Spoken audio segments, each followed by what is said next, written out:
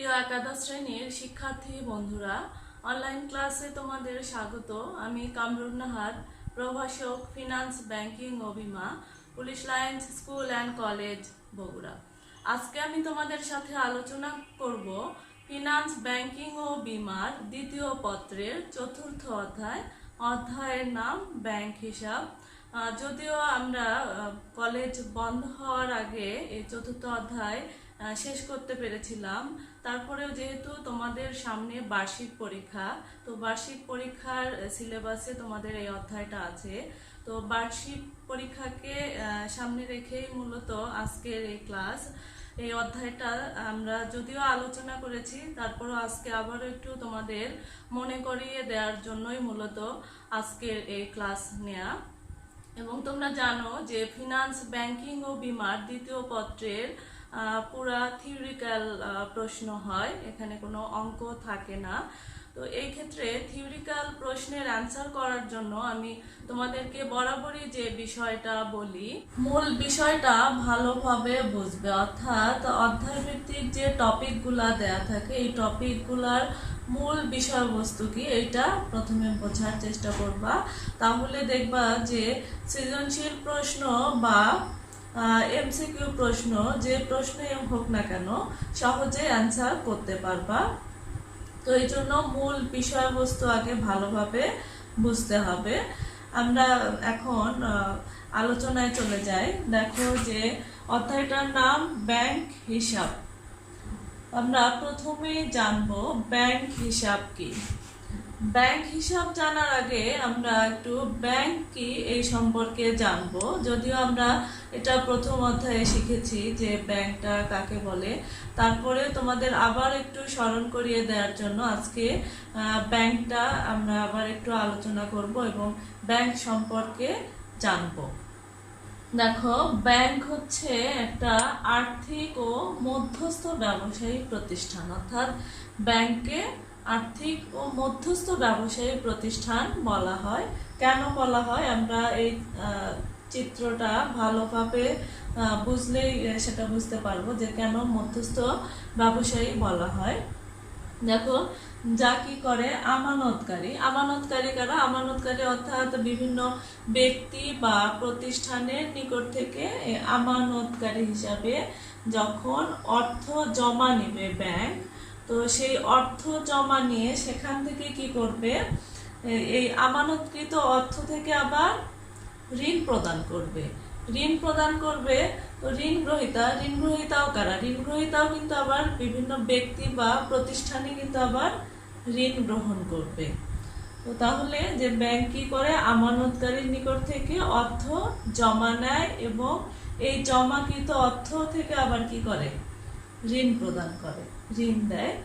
এবং দেখো যে যখন এই যে আমানতকারীর নিকট থেকে ব্যাংক অর্থ জমা নিল এবং জমা নেওয়ার পর এটা তো একটা নির্দিষ্ট সময়ের জন্য আমানতকারীরা ব্যাংকে জমা রাখে।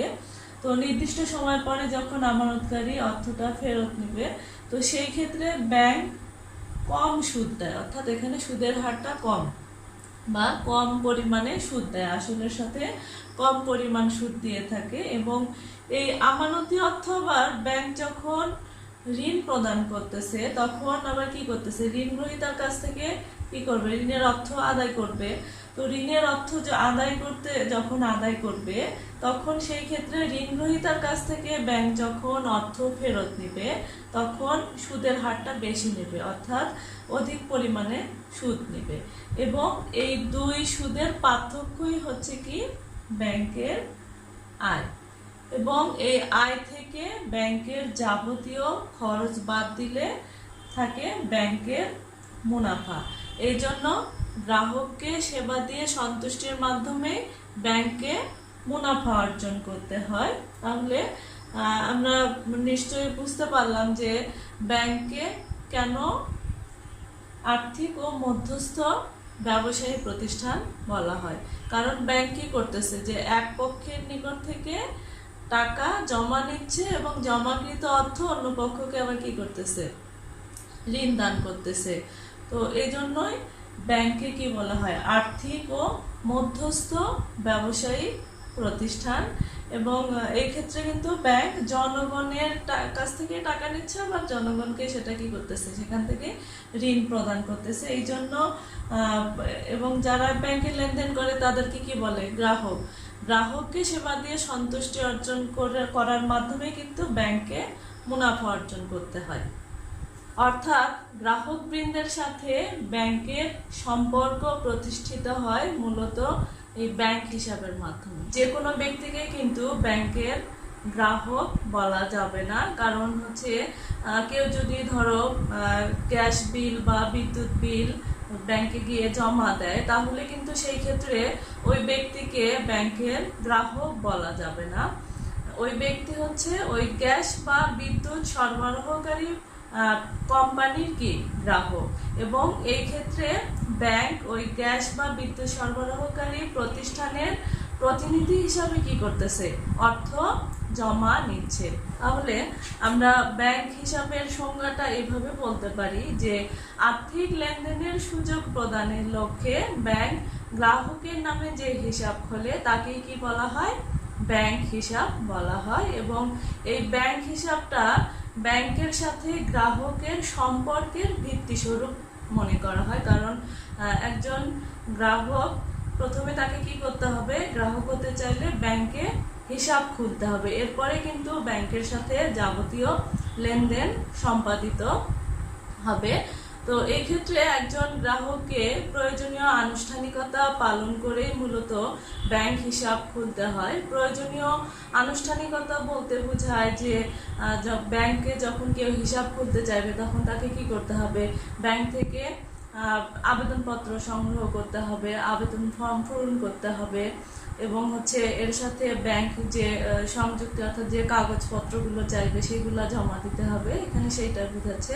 এরপরে ব্যাংক হিসাব খুলতে পারবে, এবং যখন একজন ব্যক্তির ব্যাংক হিসাব খোলা হয়ে গেল তখন তাকে কি করা হয়, প্রত্যেক গ্রাহককে কি করে ব্যাংক আলাদা আলাদা অ্যাকাউন্ট নাম্বার অর্থাৎ আলাদা হিসাব নম্বর প্রদান করে, এবং পরবর্তীতে গ্রাহক ওই হিসাব নম্বরের বিপরীতে কি করে, অর্থ জমা দেয় বা অর্থ উত্তোলন করে, অথবা অন্য কোনো ধরনের ব্যাংকিং সুবিধা পেতে পারে।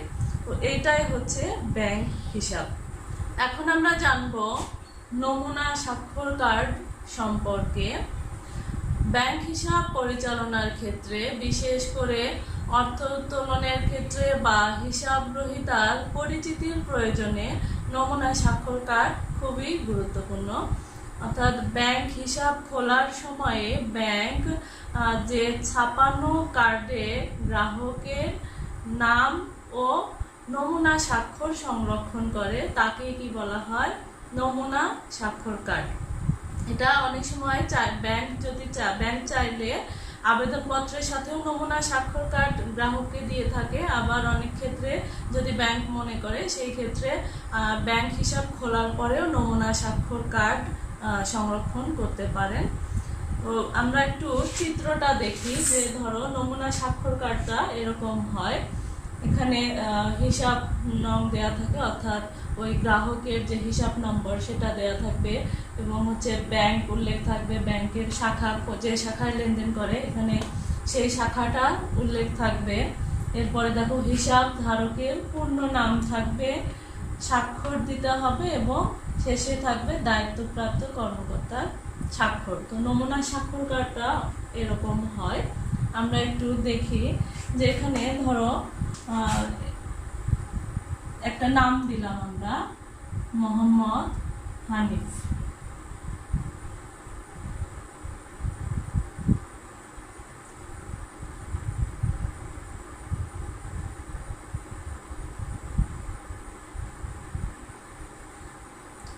মোহাম্মদ হানিফ তার পূর্ণ নামের দিতে হবে, এবং হচ্ছে স্বাক্ষরের পাশে তার স্বাক্ষরটা দিতে হবে। সে স্বাক্ষর দিয়েছে ধরো শুধু হানিফ।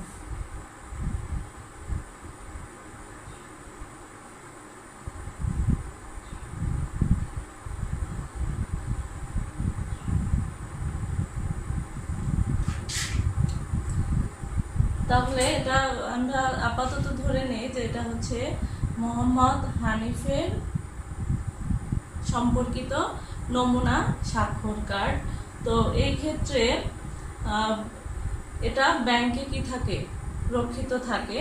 এবং এই মোহাম্মদ হানিফ ব্যাংক হিসাব খোলার পরে তো যখন নমুনা স্বাক্ষর কার্ডে সে এরকম স্বাক্ষর দিল এবং পরবর্তীতে যখন ব্যাংকের সাথে সে লেনদেন করবে বা ধরো ব্যাংক থেকে অর্থ উত্তোলন করার সময় চেক ব্যবহার করতে হয়, তো চেকের মাধ্যমে যখন ব্যাংক থেকে অর্থ উত্তোলন করবে তখন তাকে কি করতে হবে, তখন তাকে অবশ্যই এখানে যে স্বাক্ষরটা আছে যেভাবে লিখছে হানিফ, অর্থাৎ এই স্বাক্ষরটাই দিতে হবে। যদি সে ধরো যে তার স্বাক্ষর আছে এরকম লেখা আছে, তো এই হানিফ যদি সে ইংরেজিতেও লেখে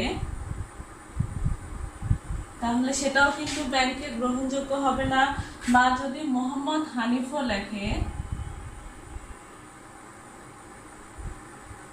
তাহলে কিন্তু গ্রহণযোগ্য হবে না। চেকে যদি সে হানিফ ইংরেজিতে লেখে বা মোহাম্মদ হানিফও লেখে তাহলে কিন্তু সে এই চেক দিয়ে ব্যাংক থেকে কি অর্থ উত্তোলন করতে পারবে না। তাকে অবশ্যই এই যে নমুনা স্বাক্ষর কার্ডে যে স্বাক্ষরটা সে দিয়েছে এই স্বাক্ষরই অবশ্যই তাকে দিতে হবে এবং তারপরে সে কি করতে পারবে, ব্যাংক থেকে অর্থ উত্তোলন করতে পারবে। এই জন্য ব্যাংক হিসাব পরিচালনার ক্ষেত্রে নমুনা স্বাক্ষর কার্ডটা খুবই গুরুত্বপূর্ণ।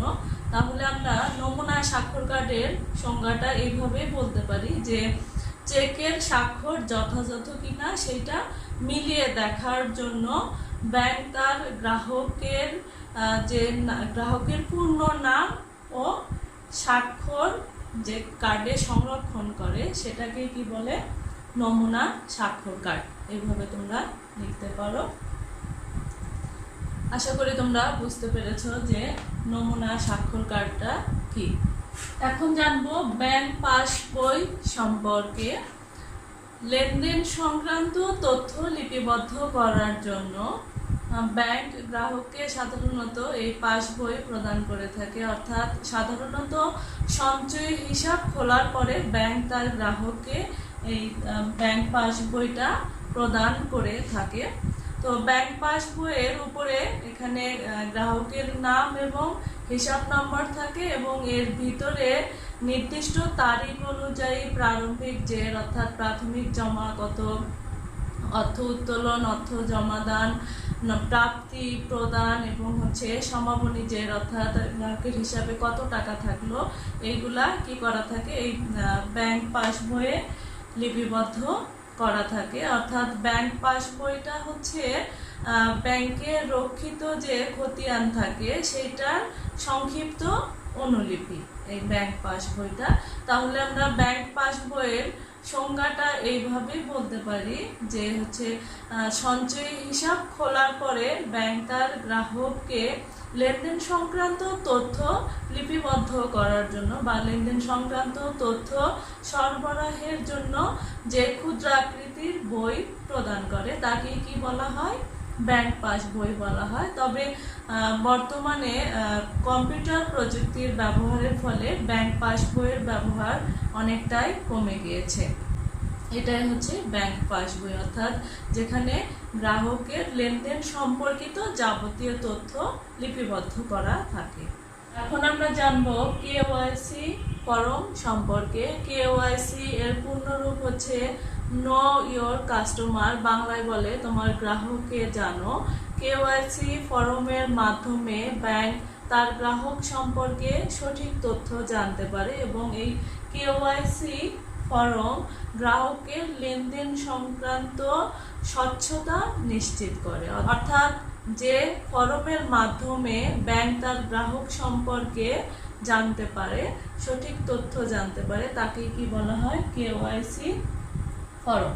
সাধারণত ব্যাংক হিসাব খোলার সময় আবেদনকারীকে আবেদনপত্রের সাথে কেওয়াইসি ফরম প্রদান করা হয়ে থাকে এবং আবেদনকারীকে বাধ্যতামূলকভাবে কেওয়াইসি ফর্মটা পূরণ করতে হয়। আমাদের দেশে মানি লন্ডারিং আইন চালু হওয়ার পরে, মানি লন্ডারিং অর্থ যখন অবৈধভাবে সম্পদ বা অর্থ উপার্জন করা হয় এবং এগুলাকে কি করা হয়, অনেক সময় বিভিন্ন নামে ব্যাংক হিসাবের মাধ্যমে এগুলা স্থানান্তর করা হয়, অর্থাৎ গোপন করার চেষ্টা করা হয়, সেটাকে কি বলে? Money laundering.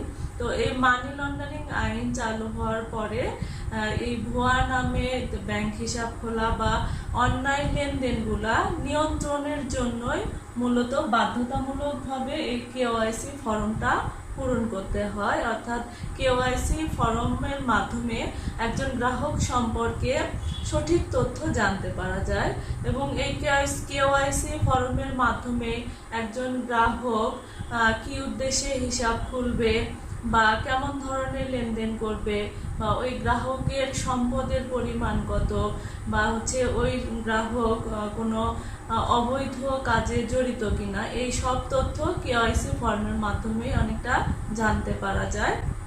তো এই জন্যই কেওয়াইসি ফর্মটা খুবই গুরুত্বপূর্ণ ব্যাংক হিসাবের ক্ষেত্রে। তাহলে কেওয়াইসি ফর্মের সংজ্ঞাটা আমরা এভাবে বলতে পারি যে ব্যাংক হিসাব খোলার সময়ে আবেদনপত্রের সাথে আবেদনকারীর তথ্য সম্পর্কিত যে ফর্ম হিসাব গ্রহীতাকে কি বাধ্যতামূলকভাবে পূরণ করতে হয় এবং হিসাব গ্রহীতার এরূপ তথ্যের ভিত্তিতে এবং সেই সম্পর্কিত তথ্য ব্যাংক কর্তৃপক্ষকে যাচাই করে স্বাক্ষর প্রদান করতে হয়, তাকে কেওয়াইসি ফর্ম বলে।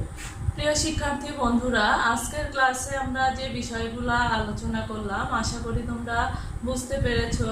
ওই বিষয়গুলা বাসায় আবার একটু ভালো করে দেখবে, এগুলো তোমাদের বইয়েও দেওয়া আছে, সেখান থেকেও তোমরা ভালোভাবে আর একটু দেখবে।